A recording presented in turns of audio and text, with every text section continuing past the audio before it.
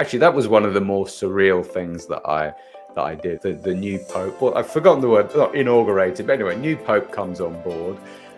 I got paid by the BBC to live tweet the entire inauguration as this fictional character, Henry 8.0.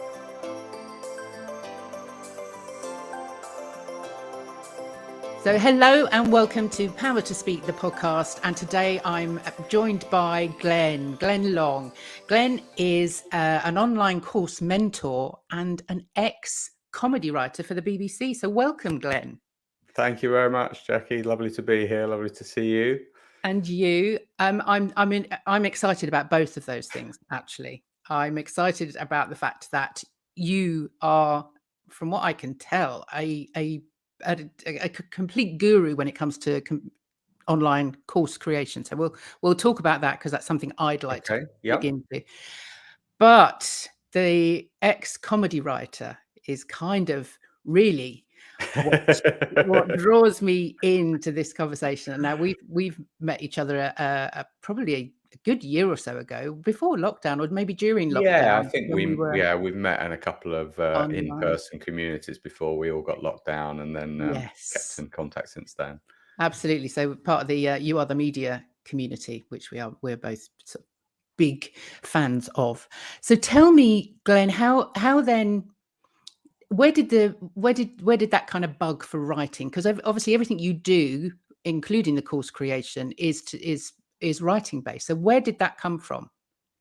It is, and it crept up on me, I think. I mean, I liked reading as a child, and I have a vague recollection of being a really young child and enjoying writing stories, but I wasn't one of those kids that was constantly writing. But I did find in my I always loved comedy, so I think that was a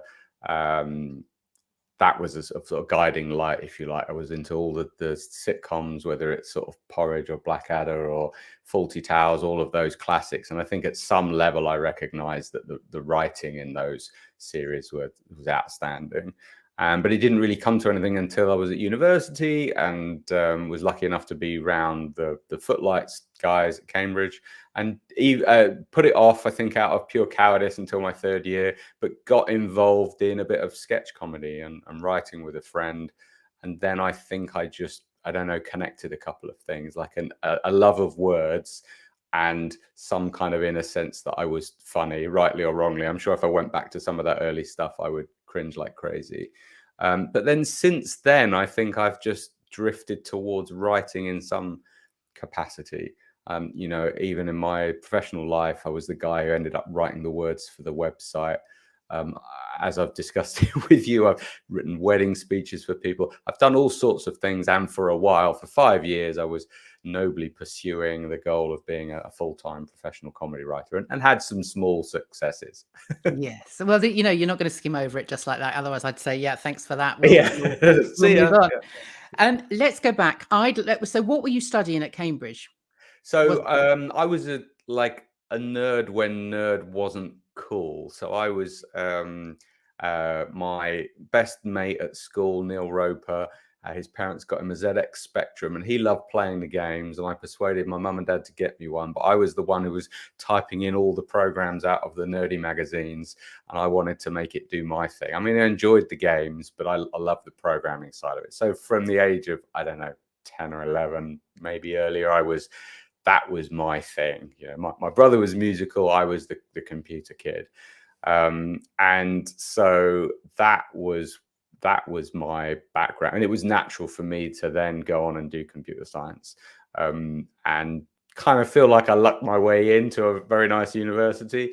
But I guess my interests really aligned with something that was really sort of coming of its moment at the time, and ended up on a computer science course. The irony being, it wasn't actually very interesting at all. That's why I went into the other things at Cambridge, because I found although the lecturers were top of their field, they weren't always super passionate about undergraduate level teaching. You only became interesting to them when you were sort of PhD level. So that was my experience anyway. Yeah. Oh, that's interesting. I hadn't thought of that. Those poor professors. having to teach you guys. That must have been Yeah, the awful for same them. old stuff. Yeah, binary logic, all of Yeah. that Oh stuff. God. Yep. I mean, you just talk about coding, goes no idea, no idea. But I love the fact that you were at Cambridge. I love the fact that obviously just the surroundings, the people that you were with, the people that you were mixing with. So tell me a little bit about the Footlights, because obviously that's such a it's quite an iconic place to go, especially for someone like me that comes from a sort of an acting background. I love comedy as well. You know, any of the acting I did was always I was drawn to the sort of the black comedy side of things.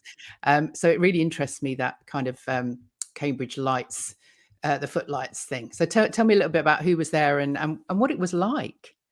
Yeah, the whole thing was fascinating.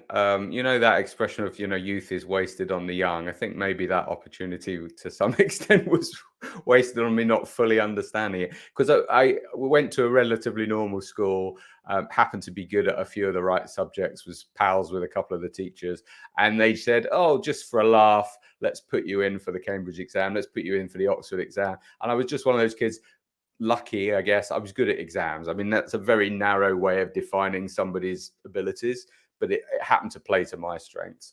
Yeah, So, I heard Stephen Fry say the same thing. He always says he's not clever. He was just good at exams. oh right, yeah, I think Stephen Fry is being incredibly modest, but so yeah, I went in, felt a bit bewildered by the whole thing. I think there's a lot of conventions in Cambridge. I mean, like tropes that are, if you've come from a certain background, if you've come from the Eton or Harrow, you probably understand what a junior combination room is, and all of those societies and things. And I admit it took me like a year really to get to grips with it. I found other people like me.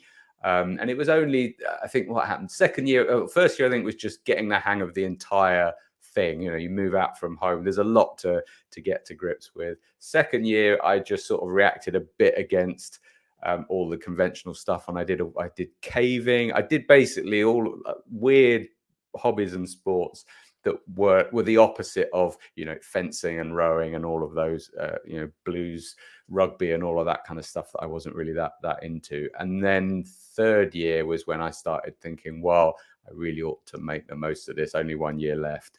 And got into the Footlights side of things. And I remember that just being terrifying to try and, or they had these things called smokers, which were the little sketch review shows which Cambridge is known for. And they put a little poster up on the theatre and open auditions. And I remember doing just horrible things. I think, like, I used to be really into a comedian called Stephen Wright. He just did all these incredible one-liners. It's a small world, but I wouldn't want to paint it, and things like that. And I vaguely recall turning up with some shades on, doing an American accent, do just like a really, really bad version of Stephen Wright. I guess I was kind of afraid of being me. And I didn't get into that review. But they did run like a weekly comedy thing that then led to some performances, and I met a couple of people. Robert Webb was at that time was already a genius, unfortunately for us. I remember him doing an incredibly funny best man sort of, it's meant to be a best man speech, but it doesn't go wrong. But I think it becomes clear that he's gay and in love with the groom or something like that. But it's just almost Stephen Fry-esque, beautifully written. But got a bit involved in that, and really ended up doing a friend and I ended up doing our own sketch show. So hiring a local theatre and just kind of doing we're probably not going to get into the Footlights Panto, which was the big kind of tentpole production of the year for Footlights, but it has inspired us to do our own thing. So we hired I can't remember the name of the theatre now. It was a little tiny theatre, and sold it out. Just did our own thing, very puerile, I'm sure, but just loved it. And then that turned into an Edinburgh show. Yeah, brilliant. I mean, I started in the playground doing stuff like that, but obviously that wasn't your journey. You literally came to it at Cambridge. I was literally making up stuff and writing stuff and acting and doing all of that from sort of like 7 years old. Well, I guess playground wise, I was the kid who I mean, it's such a cliche, but I was the clever kid who avoided getting beaten up because they could come back with a wisecrack. So I was definitely the one trying to make jokes all the time. That was my shtick outside of, you know, being a good boy and getting work done.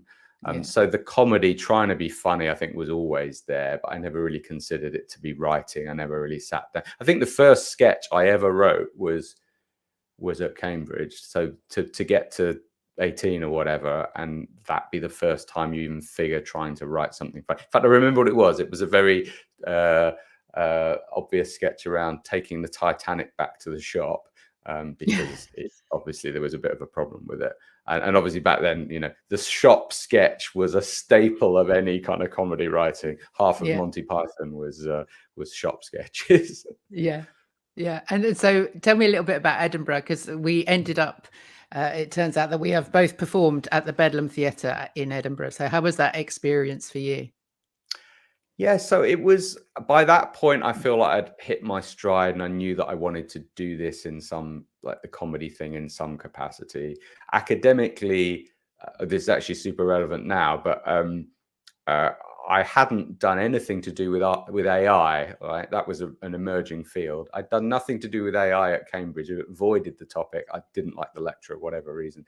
And I remember sitting on some lovely lawn somewhere in a college and waiting for a friend to come out of an exam, and was starting to read a course book, but for this topic that I hadn't taken as a subject, and it was AI. And I thought, actually, this looks quite interesting. So it inspired me to take that academically at Edinburgh. But once I was there, I quickly, I didn't wait like I'd had at Cambridge, wait till the third year or whatever to get involved. Like, I think week one, I was like, where's the comedy happening?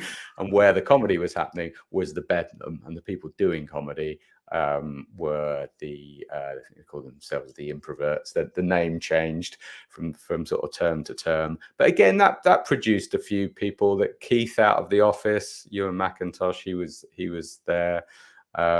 It was quite a good selection of people there, and I did a term of turning up to their drop-in workshops, and yeah, they invited me to be part of the crew. So I had 2 terms plus a couple of Edinburgh festivals of doing that, and I absolutely loved it, because those guys were treated like rock stars. I mean, within that student community, it was just these gang of groupies that would turn up every Friday night to the Bedlam Theatre and watch it, and they knew all the games, they knew all the personalities. It was just a brilliant thing to be part of. And I also, that crowd, some of them were also doing stand-up, so I got to do a bit of that as well. Yeah. Well, I just remember we booked the Bedlam from London, the group that I was with, and we ended up going up there, but obviously not knowing that the Bedlam is part of the Edinburgh University, isn't it? It's actually run by the students, or it was back then. Exactly. Yeah. No, it's in an old church, which it's just a lovely, lovely venue, and I think it is one of the not the super big venues, obviously, but one of the very popular venues during the festival. It's just brilliant. I've got so many happy memories there, and like Saturday morning workshops, just mucking around, making stuff up. It just so appealed to me, and that instant, I've always loved that instant feedback of trying to say something funny and getting that instantly knowing whether you've got it right or not. And I think that was what attracted me to the writing side, or writing in a team. I think I would have loved to have been part of that era. You hear about the stories like Woody Allen, I think, writing for Sid Caesar, those writers' rooms where it's all just about who comes up with the best line. I just love that. And we managed to create that a little bit in some of the writing that we were doing, but that's a huge buzz. Yeah, I mean, that is, I would love that. And I was never a writer back then, really. It was always the acting. But the older I've got, the more I've realized that actually when I'm devising, when I'm improvising, that's basically what I'm doing. If I work with a group of people and we devise something, I'll be the one that will come back and write it out and script it in that way. And actually what I loved about when I went to Edinburgh and the group I went with was the joy of the rehearsals, because that's when you really got to play, even though we had to stick to the script, which was a bit of a shame. But otherwise you could just make stuff up, just really riff off each other and just make it up as you go along to a certain extent and just really play with it. And that's why Edinburgh was great for that. Yeah, there's something magical about impro in that when people know it's made up, it's actually funny. And I've never really got to the bottom of why that is. I understand why it seems clever, or maybe it's more enjoyable, or there's a buzz around it, but it's genuinely funnier, gets a bigger laugh when people know you're making it up. You could improvise something amazing and then deliver the same routine to an equivalent audience as scripted, and it just wouldn't get the same response because there's a different expectation there. It's funny, isn't it? I think people do appreciate that it's coming off the top of your head kind of thing. And it's not just the cleverness of being able to speak without actually having to stop. Because I do exercises in improv classes where I get people to just say one word each. And it's amazing how they go off on a tangent, because obviously they're waiting. Or the improvisation games where people are trying to be funny, and then they end up kind of blocking themselves because they're trying too hard to think of something clever. And actually what it is just say the first thing that comes to your head. How would you react in that situation? And I think it's that kind of, as much as it is made up and it can be fantastical, there's something about the honesty of just saying what comes into your head that I think is actually kind of gets to the crux of who we are as human beings, is that, that's the secret of it, really. That's what you're trying to push for, is just to be real in that situation and just try however ridiculous that situation might be, just try and be real within that. And I found that the improvisers I work with, there were two very broad categories. There were funny people who wanted to try making it up as they go along. And there were more actorly people who fancied trying to be sort of funny. And I think they both bring something different to the table. The comedians sometimes have really good instincts for maybe, this is when to end the scene, or this scene is overrun. Actually, I do need a bit of a punchline to bring it to an end. But the flip side of that is your average sort of comic improviser might just they always go for the gag at the expense of the reality of the scene. And I found that the people with a drama background were much better at staying within the scene. But I always found it was the people who recognized they were one side of that fence, but wanted to learn from the others that became the best improvisers. Yeah. There's something about people that want to control the uncontrollable. That's kind of when you get that you come up against that wall where people get frightened about doing improvisation because they feel like they need to be perfect, or they need to actually be clever, be funny. And I think that's what stops people from doing it. Whereas if you can get over that kind of that idea of having to be clever and perfect all the time, then actually it flows better and it's just more enjoyable, I find, because people just let go. Which is what we do in everyday conversation. We don't always know the answer we're going to get. Exactly. Every normal conversation you have is improvised, and you don't have that anxiety going into it. But I think people think what improv is having such a quick brain that you've got a clever response for everything. Yeah. And actually, some of the worst scenes are where somebody walks in with an idea in their head and sticks with it, even though things have moved on. And there's a game I'm sure you know very well. There's a game, freeze tag, where people are doing something physical on stage and you shout freeze and you tap them, and then you somehow justify their position in a new context. But time and time again, with less experienced people, you see they're momentarily in a position that you have an idea about, but by the time you've shouted freeze, and by the time they've heard freeze, and by the time they've frozen, they are in a different position. But that person is so wedded to the funny idea they had about the position that they were in that they kind of forced it through, and it doesn't really work for anybody. And what they need to do is assume the new position, and then an idea will probably come to them. Once you're physically in that situation, it will probably come to you. But it requires a bit of a leap of faith, doesn't it? It does. And I would recommend anybody and everybody try improvisation, because it is so freeing, that all that kind of locked in sense of who we should be and what we should represent. Kind of, if you can get rid of all that, then actually you can walk into any situation with a little bit of improv and the fun and the playfulness that comes with it. You can take that outside of the improv session and into your everyday life, and actually it just kind of frees you up for any kind of conversation, I think. Yeah. So how then did we go from there into the writing? Because you call yourself an IT nerd, and you had a few years of being IT nerd, but then you switched, you got back into the comedy. How did that happen? Yeah. So, I mean, for many years, I, I don't know, something about my background was fairly, need to get a proper job, need to move out of parents, need to, earn my place in the world. So even though I loved it, I think the comedy thing always seemed like a fun hobby. And I never either had the courage or confidence to say, right, I'm just going to move to London and do like the Ed Sheeran equivalent of comedy. Because I was really good at the computer thing and enjoyed it, that was a natural career for me. So the comedy side was always the thing I was doing at weekends or evenings and things like that. So a couple of friends that I made in Edinburgh, a lot of people gravitate from Cambridge and Edinburgh, obviously, to London, and built up a set of friends there that were also interested in writing, getting stuff on, trying to get something on TV. The goal was, BBC Two sitcom or something, or sketch show would have been amazing. But we used to get together and write silly sketches and things like that, and send them off, try and get some attention. And we did actually in the end get some I think Tiger Aspect. The whole just production screening process is so unbelievably frustrating.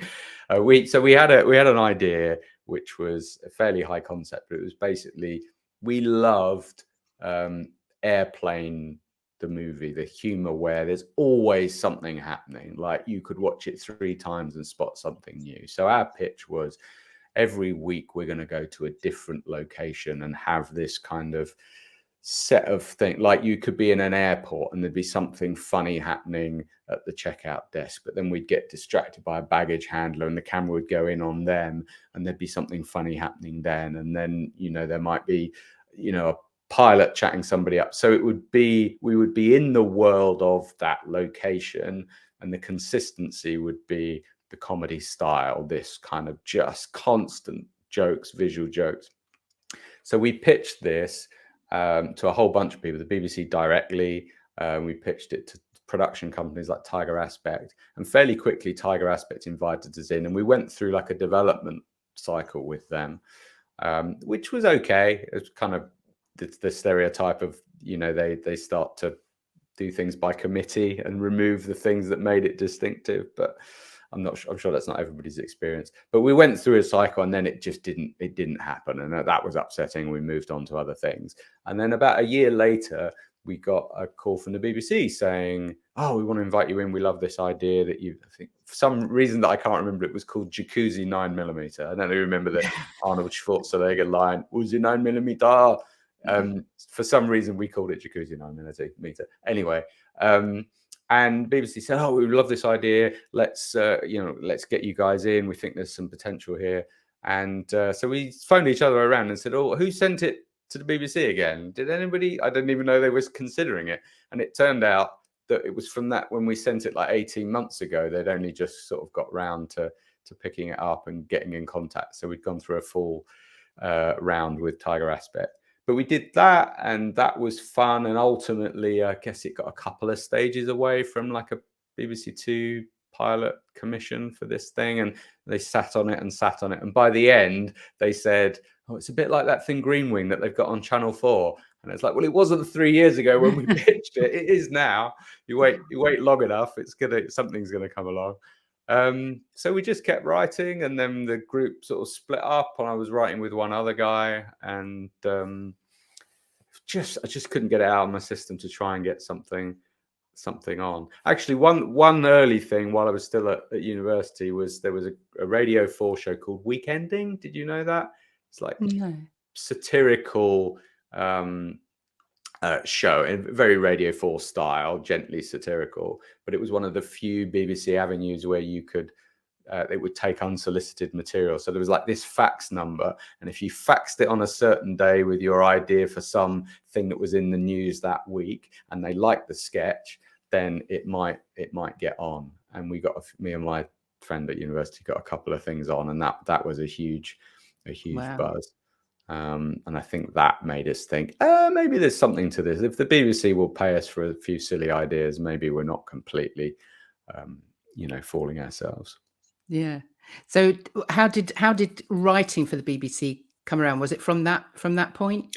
So it was kind of a long process, really. So that while I was still doing the IT stuff earnestly and doing fairly well at that, we're still pitching a lot of these ideas, longer form ideas.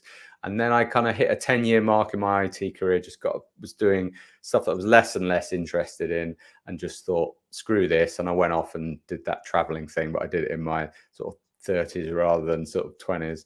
And went to India, went to Thailand. And during that amazing 5-6 month trip, I just thought, I need to scratch this itch properly. Otherwise, I'm going to be the person sort of, lying on their deathbed wondering if I should have given the comedy thing a better go.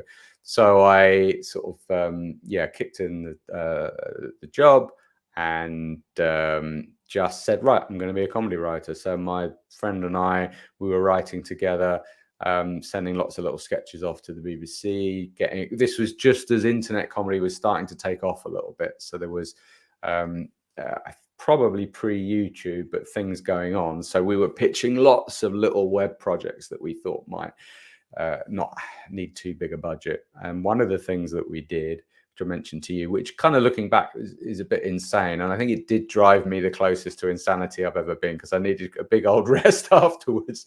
But we came up with this idea of it was just as Big Brother was within a couple of years of Big Brother coming out. And my friend Mark and I had some fairly strong views about the toxicity of reality TV, or at least where it was at that point. So we came up with this satirical idea called Debt Monkey, which was a guy, my friend Mark, who was more of the actor of the two of us. And the idea was he had been, would have his student debts, like £20,000 worth of student debts, paid off by a unscrupulous production company, on the condition that for 6 months he was sort of their puppet and would have an embedded cameraman living with him, filming him every second of the day. And every week he would get an email from the production company with a new challenge. I was the cameraman. So basically the show was me filming mostly him, the banter between us, and the challenge that we had set him. And we would deliberately paint ourselves into corners and get ourselves into silly situations. And we did that. We did 2 episodes a week for 6 months, completely shot it ourselves, learned how to edit, learned how to do all the production. It was insane. I loved it. But at the end of it, I needed a holiday on my own for about 10 days. I remember going to Gozo just off of Malta and just wanting to be on my own, because I think I'd gone a bit crazy. Oh my God. So who did you pitch that to? So what we did is we were making that, and then we would just kept telling people about it. And we were still writing other things when we had time. And it got us a little bit noticed by the BBC. They just had a new department online, sort of for online comedy. And we were pitching some ideas there. I think that was probably the most creative period. We came up with all these, what we thought were brilliant ideas. And it's always the idea that you're not that sure about that gets picked up, and the thing that you think is genius gets totally ignored. But one of the ideas we came up with as part of that pitching frenzy, and having had this spoof reality show as like some kind of proof to get our foot through the door that we weren't just total chances, we pitched this very random idea, which was, imagine Henry VIII is alive and well, and has all of his sort of historical preoccupations, hatred of the Pope, huge appetite, all of those type of things. But for reasons unexplained, lives in the suburbs and is obsessed with Facebook and Twitter and all of that. So our pitch was Henry VIII shot just through his webcam, doing like flaming people on Twitter and just having, just talking at the screen, really. So we got very clever at working out formats that would be incredibly cheap to film. And how we pitched it was Mark and I would both write it, and Mark, being more the actor, would be Henry VIII. And we thought a few grand from the BBC, lovely jubbly, and that will be fun. And they came back to us and they loved the format, but they when they invited us in, they said, we've got one small change. Would you mind, instead of Mark playing Henry VIII, if we got Brian Blessed to play Henry VIII? And I was like, well, I was never going to be in it, so I'm very happy for Brian Blessed to be in it. And my mate, to his credit, was like, well, if you're going to be replaced by anybody as Henry VIII in a comedy show, make it Brian Blessed. And we ended up writing 2 seasons. Like, they were episodes were maybe 3 or 4 minutes each, 6-8 episodes in a season. And we did one exactly in that format that I've explained to you. And then they wanted to do another format, but change it up a little bit. So we had him living in some caravan park, and it was a bit more shot. It wasn't just through the webcam. It was a slightly different format. But that was to see, even on a small scale, to see something, an idea you had, and then got to write, and then got somebody famous to be in it, and then got to be in the location where they were shooting it, and almost doing a little bit of side directing of Brian Blessed was awesome. Wow, that is quite an experience. That's amazing. Yeah. So when you say they were like 3 or 4 minutes and it was online, so it didn't make it to terrestrial, or it didn't get onto the TV. Was it a web thing? It was a web only format, really. It was around. So what was it? They BBC Online had a whole bunch of clips that they would put up there. It was also the time when BBC Three was starting to go online. I think it came back off online, Yeah. but so it wasn't really a format that was designed to be terrestrial TV or anything. It was too short, but it was shot to those standards, and I think it won a couple of little awards. So and at that time, this seemed like the new, this was the new platform, online. It was almost like, who wants to be on TV anymore? And in some way, I guess through Netflix, that has come to fruition. But for a heady period, it just looked like short form stuff was the way to go, and that's what we were good at. Yeah. How did it feel being a writer? I mean, I've spoken to writers before, like screenwriters, that have had things changed either by the director, producers, TV companies, whoever, film companies. Did you come across that at all? I mean, obviously you said a little bit from a previous thing, but when you're actually on set and you're in amongst it all, did it get changed? Not really. I think the Henry, it was called a Henry 8.0, by the way, because it was like a technical.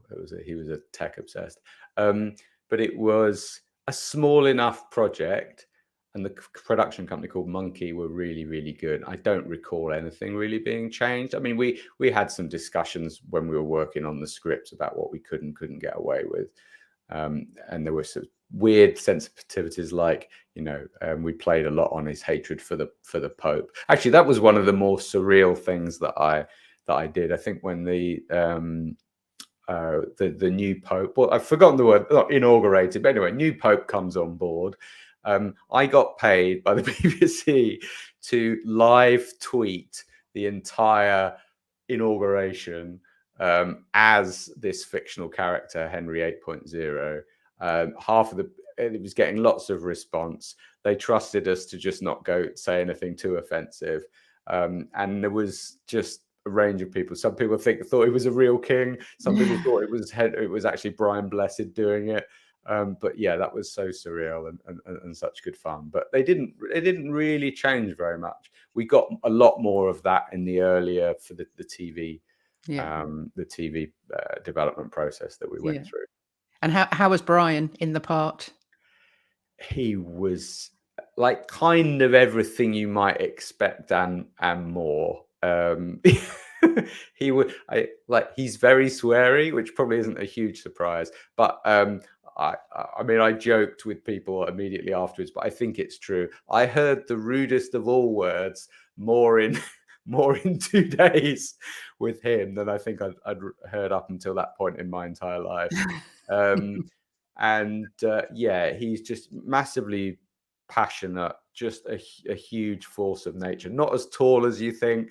We had some fun moments that I can't really share, but yeah, he's a total legend. What I did find with him is he's just a story machine, and he will tell you these incredible stories, and your brain is saying, that can't possibly be true. I mean, one of the stories was about he was going to be the oldest person in space. There was some space trip he was going to go on. They wanted to see what the effect of of low gravity on a septuagenarian's body was.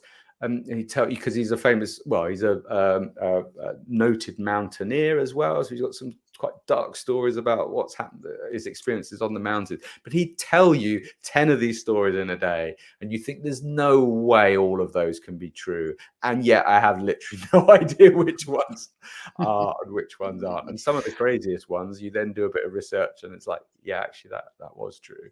Yeah. So he's I lived think, a life, believe yeah, me. I bet he has. I bet he has. Is that still available to view? Can that be found The online? BBC took, I think they, you might be able to find some bits on YouTube if you type, Henry 8.0 it's called. And yeah, it was really good fun, and it got a lot of people were very fond of it just because it really played to him as a character. Yeah. Excellent. So where did you go from there then? We So just from we've there, started at the beginning and we're going all the way through. So yeah, from writing for the BBC, sort of, how did you decide that wasn't for you, or how did well, I that was come doing about? it. So after that, I then got invited to go for 6 months or so. I didn't know it was going to be 6 months at the time. So I was in that comedy department that was doing comedy shorts and like sketches and very topical stuff.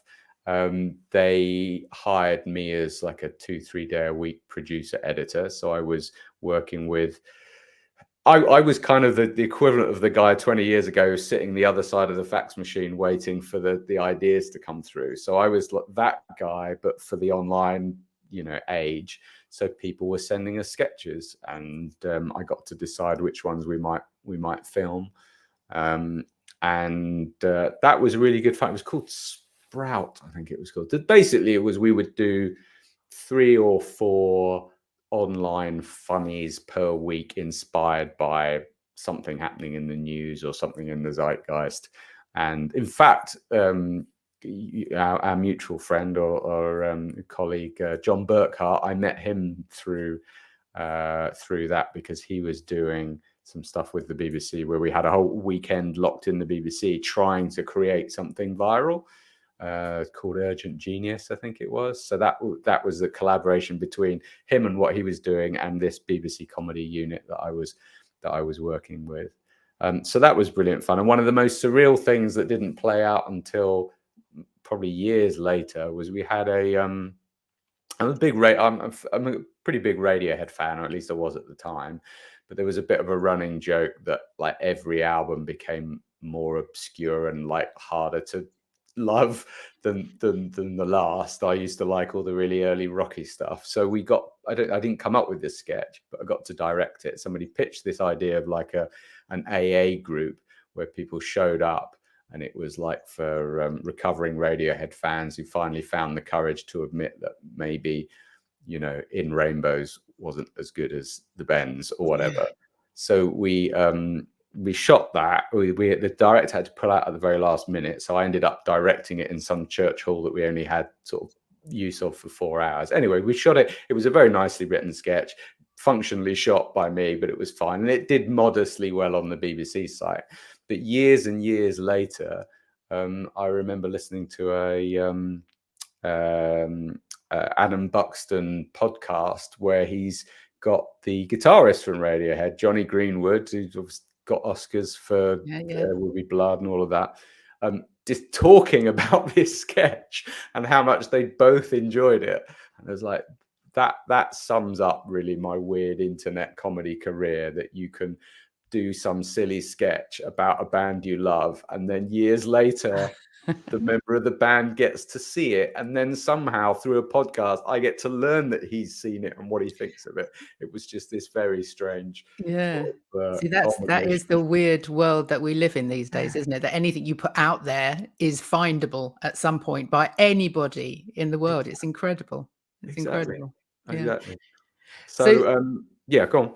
no, I wanted to get onto the online courses. I mean, I'm assuming that there is something of your comedy that you bring to your online courses? I mean, what happened comedy wise, so I did that for 5 years. We've got an agent, got a few things off the ground, but I just got to a point where it was successful enough to feel like I'd scratched that itch, but it was never really gonna, for me at least, going to compete with what I'd done before in terms of putting food on the table, paying a mortgage, that kind of stuff. So I went through a period for a while where I was doing a few different things. I had some family complications going on. My mum and dad got a little bit ill, so I couldn't really get a full-time job. So I'll admit, Jackie, I was dabbling in all sorts of things that might somehow connect my threads of things that I was interested in. I ended up doing a lot of Toastmasters, public speaking. I ran the Bloomsbury Speakers Club for a couple of years in central London. When that was brand new, had a ball doing that and got into doing lots of funny contest speeches and that kind of thing. But that led to me writing a few speeches for people professionally. And then I found that the biggest set of people who want you to write a funny speech are people about to give a wedding speech. So I had a little side business for a while, helping people write funny wedding speeches, which was good fun. So I had a couple of years where I was just doing a few different things, trying things out, popping back to my hometown, every weekend, looking after the folks. And then I signed up for a course. There's a guy called John Morrow, who I know Mark Masters knows quite well. And he's this inspirational character who built an entire online business, despite the fact that he's got spinal muscular atrophy and can't move below the neck, and does all sorts of amazing things with voice recognition and all of that. But I took a course that he launched because I wanted to learn how to promote my wedding speech business. One of the brilliant things about that kind of business, I could do it totally remotely, which suited me down to the ground. And I learned pretty quickly that his method wasn't really going to work for my business, because funnily enough, when somebody has done their wedding speech, they suddenly lose interest in wedding speeches. Whereas this course was a bit more about building a following and loyalty and all of that. But one of the things he used to teach was get pally with online influencers, because they will be able to connect you and spread the word. So a couple of months in, when he sent an email around looking for an instructor on his course, I literally applied just so that he would know who the hell I was. And maybe one day when I asked for him for a favor, he'd go, "Oh, you were that strange Brit who sent me who had the audacity to apply for this job." Anyway, long story, half short, I got the job that I didn't even really intend to get, which was being an instructor on a writing course. This course was fundamentally about writing. And then I spent 7 years at that company, basically started off as an instructor, and then I rebuilt the course that I originally took, and then I built more courses. And by the end of that, I was immersed in this kind of weird virtual world of online training, working with a bunch of people you'd never physically met. We were doing all the Zoom stuff way before COVID forced us to do that. And I was, working for a US-based, an Austin-based entrepreneur for sort of 7 years that I only, met twice. And then decided to go and do my own thing. But the natural piece that sort of stood me out, if you like, was just that experience of building courses at scale. I mean, he was a brilliant marketer or still is a brilliant marketer. And so he got a lot of people into those courses. So I can legitimately say courses I built, had 1,000 plus people in them. They were made over $1 million. Yeah. So it was a nice little pairing, really. His job was to get people in the door. My job was to make sure they weren't disappointed when they got there. Fabulous. So I want to go back on that though. So you were saying you were an instructor. Does that mean you were the face on the video explaining? What do you mean when you say you were? Good question. So no, it was more like a support instructor. So this course was all about guest blogging. So basically writing for big publications like Forbes Online or Huffington Post or the then burgeoning set of blogs that actually were becoming really quite successful, millions of views. So that the basic idea was, if you write a really good article that you give for free to one of these big sites, they will let you put your byline at the bottom and link to your own site. So it's a way of building your business. But getting your stuff accepted means going over a few hurdles. One is just knowing how to pitch, but a lot of it is actually being able to write well. So the course, actually looking back, I always thought was brilliant value for anybody that actually put in the work, because it was $600, but you got endless revisions. I think for a year, I think anything you wrote, you'd get a professional editor looking at it, breaking it down, criticizing the structure, the language, all of that. They even had a professional proofreader edit your stuff for you if you got accepted. So I was one of those instructors, basically. I would get screeds of student submissions, some great, some terrible, and give them feedback in an online forum, and then get the next version of that and tell them when it was ready to go, basically. Yeah. And so they were the students of the online course, the people doing the writing. So they bought a writing course. They bought a course about pitching and writing articles that were good enough to get accepted by top publications.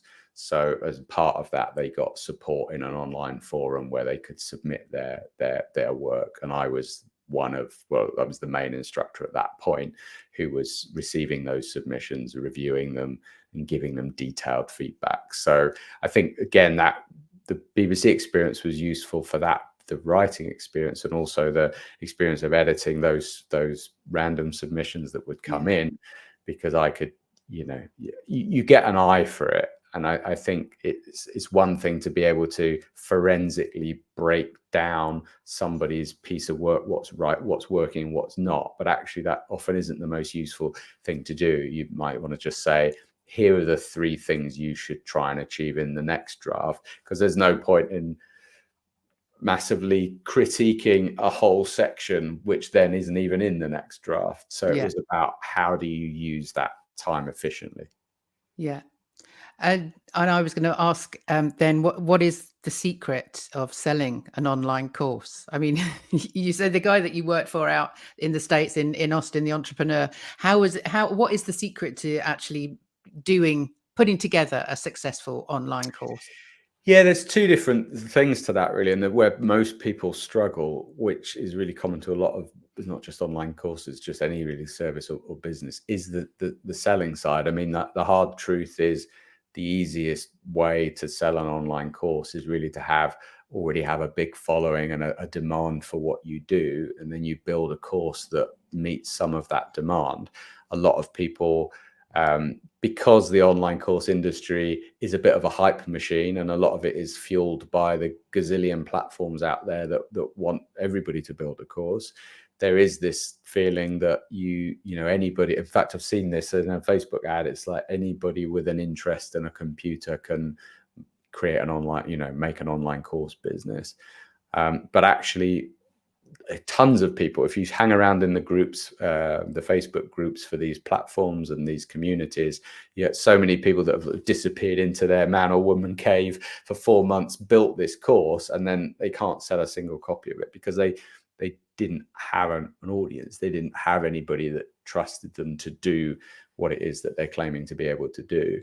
So, I mean, the flip answer to how do you sell an online course is, already having a demand for it, and then building one based on that demand. The slightly less flip answer is, there are 3 ways, really. If you as long as you've built a course that meets a particular need, you need to get it in front of an audience. And I always say you can you buy, borrow, or build. So you buy an audience, so you take out some ads.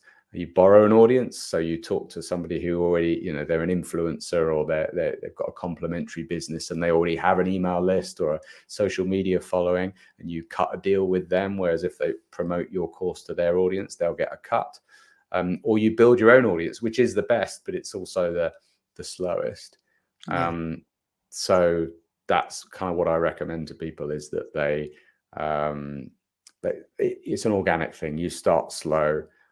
It's not that I won't work with people who don't have an audience, but I say, well, look, the way this is going to work, you might build a prototype of your course and then just use your existing connections to get 5 or 10 people into it as beta students, and then sort of build it out from there. It's a longer game.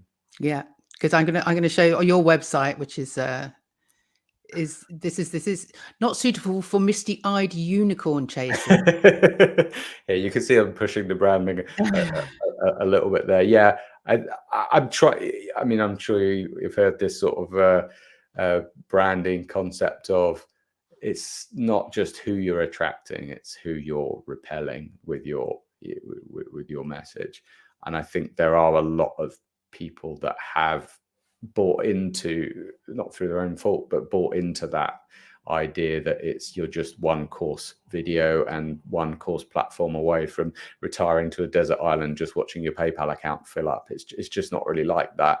And I have spent time working with or chatting to people like that, and they're just not really my crowd. I don't want to persuade somebody to build an online course, but if they've got a good reason to do it, if they've, for instance, one classic use case for people that I work with tends to be, let's say you're a really busy service provider, you're a coach or you're a consultant, someone like that.